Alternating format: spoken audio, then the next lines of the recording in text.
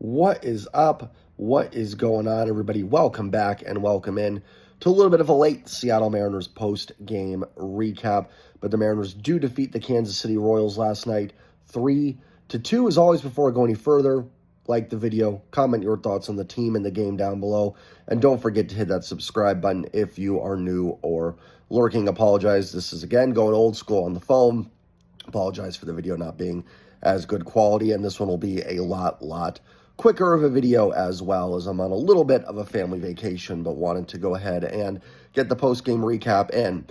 First and foremost, good win for the Mariners. Obviously, we're getting to that stage of the season now, and with the team in a playoff position, that there is no such thing as a bad or ugly win. They're all going to be good. They're all going to help the team hopefully get into the postseason.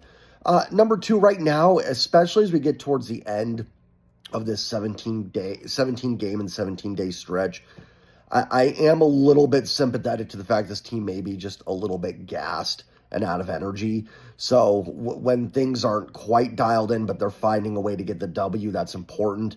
I don't need style points, like I said, for both reasons, right? One, we're not looking for that at this point in the season.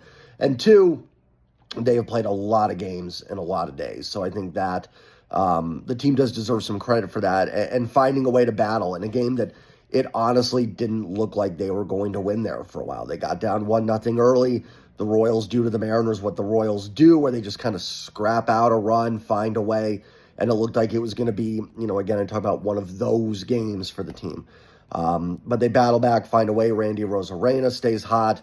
Third straight game with the home run, and also a huge sac fly in the seventh inning. I thought that was a crucial run, because sometimes we see this team get that run, but then they've got another runner at third and they can't, break it open or open the floodgates a little bit.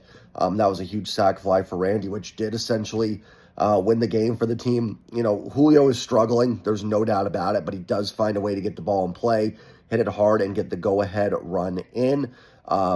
Cruz is a guy that can miss some bats, so it's definitely an at-bat where I was worried that Julio was going to strike out. Maybe a play Garcia should have made, but that ball was hit hard. And you put the ball in play and good things can happen. Julio does that, and it leads to the go-ahead run.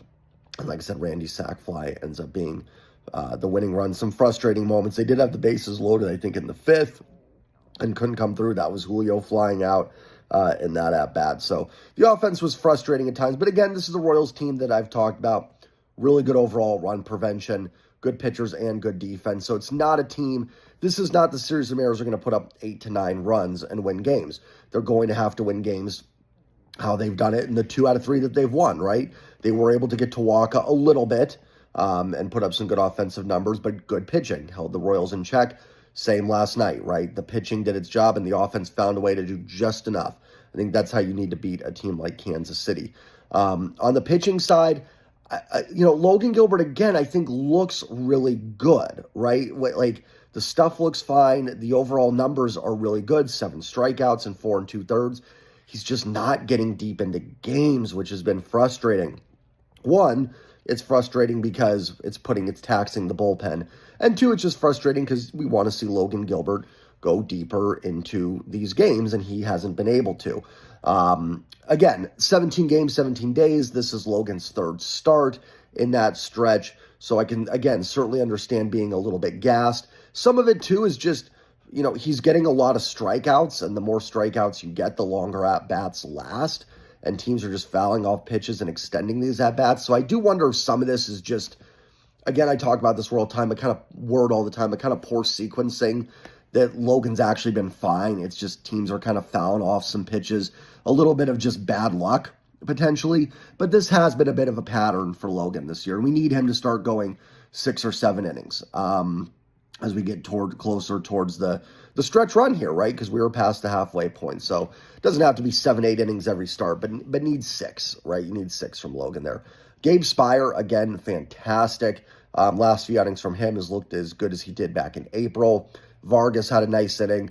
Brash gives up his first run of the year. Not a great inning for him. There was some hard contact there. I will say the .48 ERA almost looks better than a 0 ERA.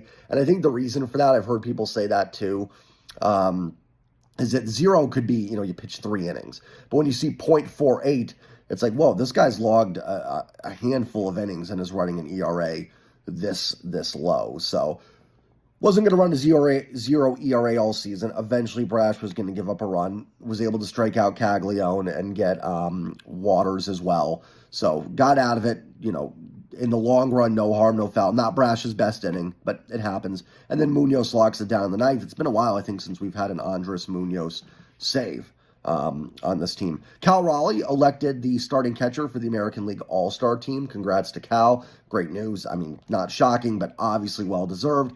I would think that Munoz has a chance to make the team, as does Brian Wu, but we'll see what happens there. Another thing with the offense yesterday, Cal had the day off, right? Like, that's going to affect your team when your best hitter isn't in there. So Cal deserved a day off, got it, and the team was still able to scrap out a few runs and get a nice W with some other teams behind them losing as well yesterday. So all in all, like I said, we're at the point in the year where I'm all wins are good. I'm not looking for the style points so much. Usually first 2 months, I'm all for it. Like, show me by getting some blowout wins. The losses are close. Now it's like just win baseball games. Don't really care how. Logan Evans will pitch tonight. I think that's a good decision for the Mariners, especially after winning yesterday.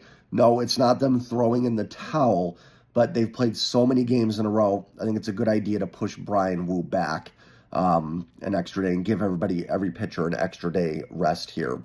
I think is really smart. It's essentially going to give Wu, Castillo, Gilbert, and Kirby all one extra day here. Now you do have Wu, Castillo, and Kirby against Pittsburgh, who, by the way, is going to come in red hot for that 4th of July series. Pittsburgh has won 6 in a row. They just swept the Cardinals. They did not give up a run in that series. That is absolutely incredible. Again, I feel like I'm clinging to it, but you missed Paul Skeens, so that's going to be a positive. But yeah, that'll be a tough series as well. But yeah, I think it's smart to give Logan Evans a start. And Emerson Hancock was optioned as well, and Jaquez, is that how you say it, was called up. I'm sure he'll be sent down to make room for Logan Evans. I want to see Logan Evans make some starts here. Hancock has just been too iffy the last few starts. And again, I think pushing everybody back is good. And remember, too, Brian Wu has been, fingers crossed, extremely healthy last couple of years. But this is a guy with injury history, too, so it's not a bad idea to push it back as well. And it's a Royals lineup that is not very potent, so there is no reason Logan Evans can't, hurl 6 innings of 2-run ball here and give you a chance to win the game. They've done a good job during the stretch. Julio's had a day off and gotten a DH. Cal's had, I think, a couple days off, and he was able to get the full day yesterday. So, yeah, I think that's good all around. I think J.P. Crawford is somebody you'd like to give a day off to. The problem is the player that would give him the day off, Dylan Moore, has been atrocious. So, it's hard to give J.P. the day off right now. I think yesterday would have been a decent opportunity, but then you had Dylan Moore in right field. Dylan, I think, has got to go. It just isn't.